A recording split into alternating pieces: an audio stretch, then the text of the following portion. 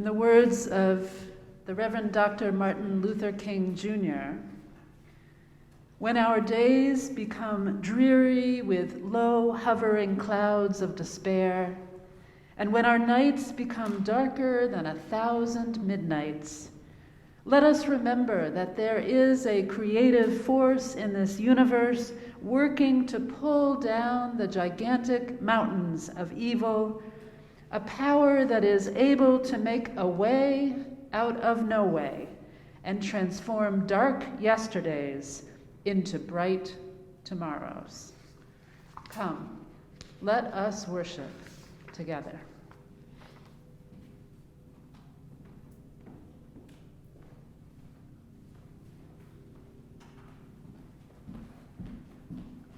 Good morning, everyone. I'm Lisa Maria Andreoli Steinberg. I am your Director of Faith Development for Children, and I'm so delighted to be here this morning, and I am delighted that so many of you are on Zoom and joining us as well. And I want to give a huge thank you to Steve Sussman for accompanying the incomparable now Okamoto on violin. It was a lovely way to start our morning. Thank you to both of you so very much. I don't have any announcements by way specifically this morning, other than in general, always keep an eye on the weekly email that comes out on Friday, which gives you the information about the worship service and what kind of service, what faith development is going to look like that Sunday. So keep your eye out for those emails. And then also, if any of you are considering membership at First Parish in Bedford, I encourage you to reach out to Reverend Wendy or Reverend Annie or a member of our membership committee to talk about what it means to join this community as a member and what joy and wonderful connections can be made in this community as a member of First Parish in Bedford. So I invite you now to join in our unison affirmation. Love is the spirit of this church, and service is its law. This is our great covenant, to dwell together in peace, to seek the truth in love, and to help one another. El amor es el espíritu de esta iglesia y el servicio es su ley. Este es nuestro gran pacto, vivir juntos en paz, buscar la verdad en el amor, ayudarnos los unos a los otros.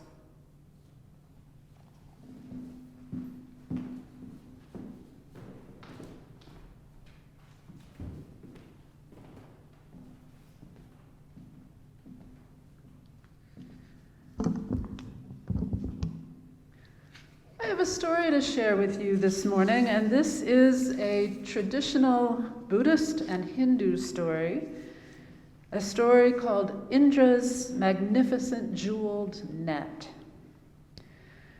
Far, far away in the abode of the great god Indra, king of heaven, hangs a wondrous, vast net, much like a spider's web in intricacy and loveliness. It stretches out in all directions, and at every node or crossing point of the net hangs a single jewel that glitters brightly. Since the net itself is infinite in dimension, the jewels are infinite in number. The sparkling jewels hang there, suspended in and supported by the net, glittering like stars, dazzling to behold. I'd like to invite you to close your eyes for a moment and imagine what this magnificent jeweled net looks like, spread across the vast expanse of space. Now, with your eyes closed, move in close to one jewel in the net. Look closely, and you will see that it is polished on the surfaces, and that the polished surface of this gem reflects all the other gems in Indra's net, infinite in number, just as two mirrors placed opposite each other reflect an image ad infinitum.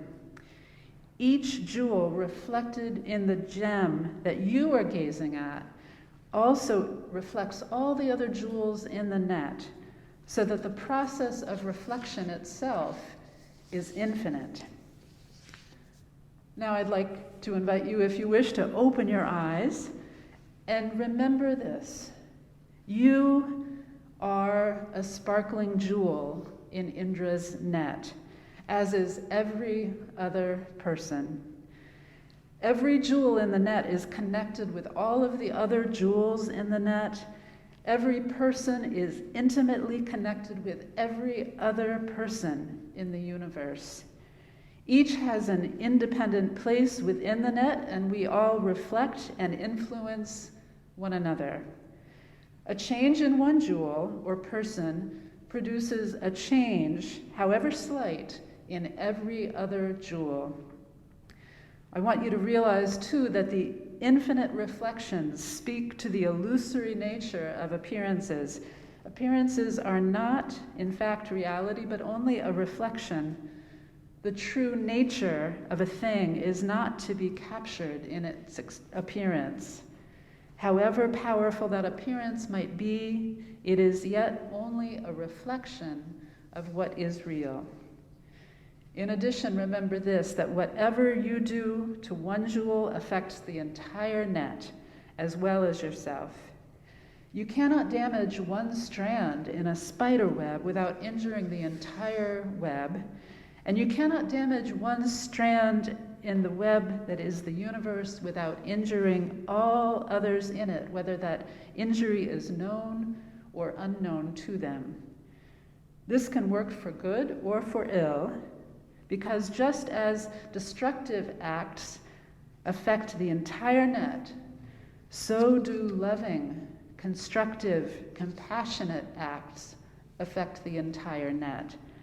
A single helpful act, even a simple act of kindness, will send positive ripples across the infinite net, touching every jewel and every person in existence.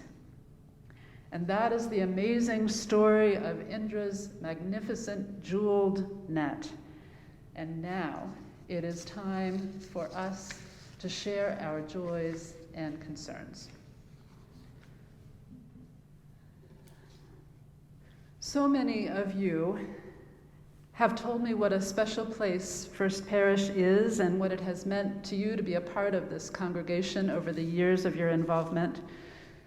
Some of you are raising or have raised your children here. You've brought them to faith formation classes. They've been part of youth groups. They've taken OWL. They've come of age. They've made lasting friendships, and they've learned to value the things that you value, like diversity and inclusion and compassion and care for the planet and for the community. Some of you grew up here and then returned here because of those lessons and because you wanted to pass them on to your own children. Many of you have developed deep and abiding relationships that have nurtured and sustained you through the years, whether from singing in the choir or being part of a small group or working on a project side by side with other members of the community. Some of you have been helped through very difficult and painful times in your life by others who have cared for you, whether they've been close friends with you or not, because they simply value you and your presence among us. This community has been here when you have needed it, and you have continued to be here for this community which needs you. It simply would not be the same without you. And so this morning we're going to take up an offering to support this community and its ministries and programs so that it will continue to be here for you and for others as it has been here for you in the past. You can give online or you can send a check into the church, and anything that you give will be greatly appreciated, just as you, yourself, and your presence here among us are all appreciated. Now let us take up the morning offering to support the continuing work of this church and the continuing work of this church in the larger world.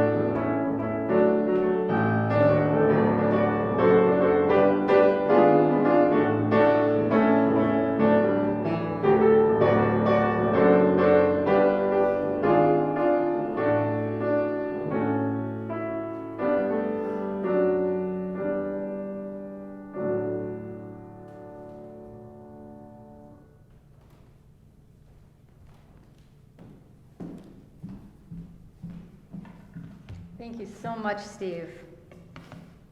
So if we were all in the sanctuary here today, what I would be doing next with you all is throwing a ball of yarn from person to person to person to person, from jewel to jewel to jewel, so we could see how we are all connected.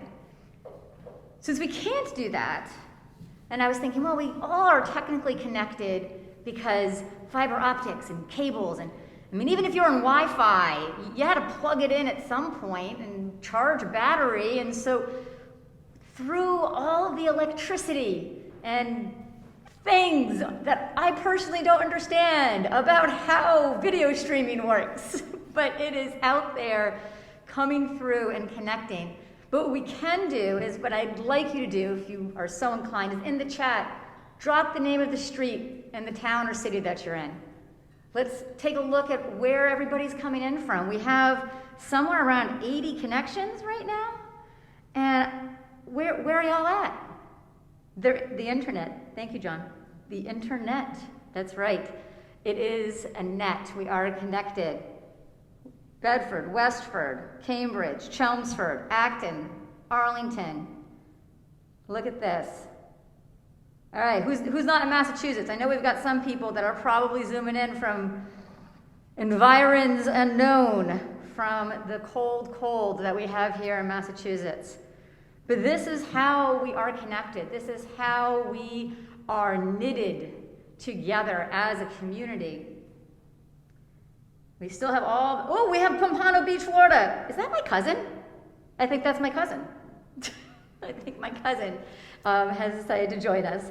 And, we've got a Colorado, Denver, Colorado. Hello. Fantastic. We've got Vermont. So we are across, not just this town, not just this county, but we are a net, and we are connected. And we are each jewels with the capacity to shimmer and shine and glow. But sometimes I don't always feel shiny. Sometimes I don't always feel shimmery. Sometimes I don't feel like I glow. And I'm sure that a lot of you sometimes feel that way too. So when I was first going over the Indra's net story for our worship service, the first thing that kept going through my brain was the knee bone's connected to the thigh bone. And it just wouldn't leave, because we're all connected. And I want to thank Steve for, on a few days' notice, putting together that wonderful arrangement to play for us. And the lyrics to Them Dry Bones, which, fun fact for you music nerd trivia people, the song Them Dry Bones was written by the same two brothers who also wrote Lift Every Voice and sang the Black National Anthem. Fantastic work those gentlemen did. The lyrics, though, goes from the toe bone to the foot bone to the heel bone, etc., etc. And at the end, hear the word of the Lord. And it is based on a biblical passage from Ezekiel, which I'm not going to dive into too much because it can be a little graphic, it can be a little scary, but let's just say that it was a bit of a nightmare for Ezekiel, of a vision of the valley of the dry bones. And it's in chapter 37. And in it, though, amongst this valley of no shining, no shimmering, no glowing, no jewels, God promises Ezekiel that all will be connected. He will knit all the bones together. He will breathe the breath of life, the spirit of life, into the people, and they will rise up and they will be shimmering. Well, that's my definition. They will be shimmering. They will be fully human and alive. The same breath into each person to give each individual the opportunity to glow. Now, I know a lot of you, especially if you've got kids in your house or you are a kid, maybe some of the teenagers, you haven't seen it, but if you've got a kid, your grandkids, whatever, you've probably seen Frozen 2 maybe 3,000 times. If you haven't, spoilers, I'm sorry, I'm going to kind of spoil a little bit, but if you haven't seen it yet, that's kind of on you.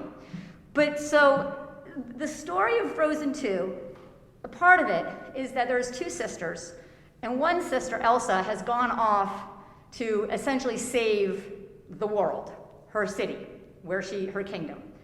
And her sister is chasing after her with her friend, a snowman named Olaf. Anna and Olaf find themselves in a cave, and Olaf disappears. And Anna takes this as a sign that her sister is no longer able to save her kingdom. That Elsa has somehow, because Olaf's power came from Elsa. So when Olaf disappears, perhaps is dead, Anna thinks all is lost. But she realizes that she must go on. And one of the lyrics is, "The only star that guided me was you. How to rise from the floor, but it's not you I'm rising for. Just do the next right thing. Take a step again. It is all that I can do, the next right thing." Now, in our opening words, Reverend Wendy shared the words of Reverend Dr. Martin Luther King. "When our nights become darker than 1,000 midnights, let us remember that there is a creative force in this universe.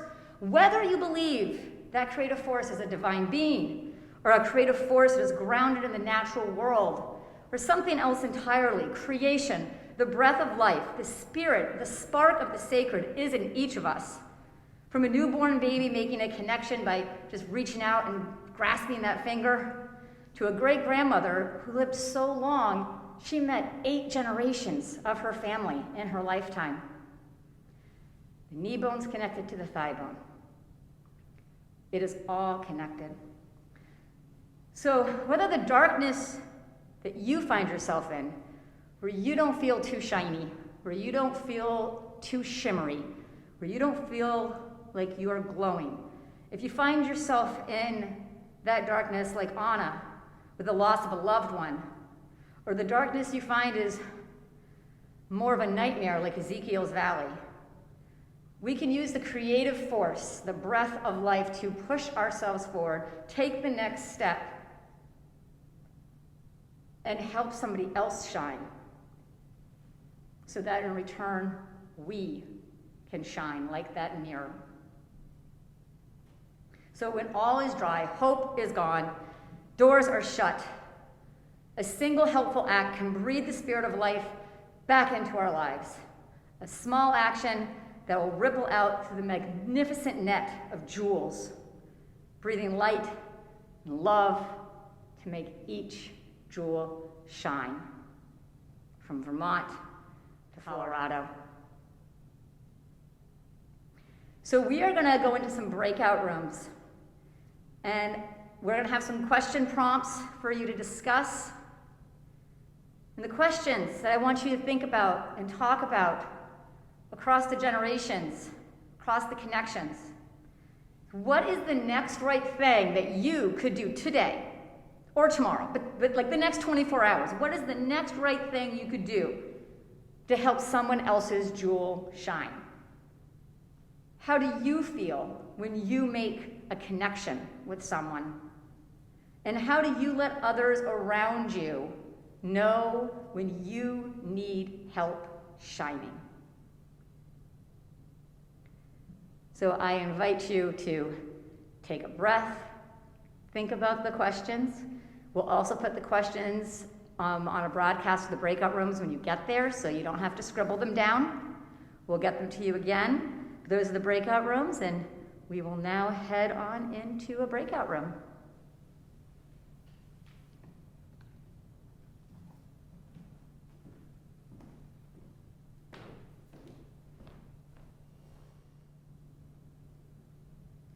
Welcome back, everyone. I hope that you had brilliantly shining, wonderful conversations in your breakout groups.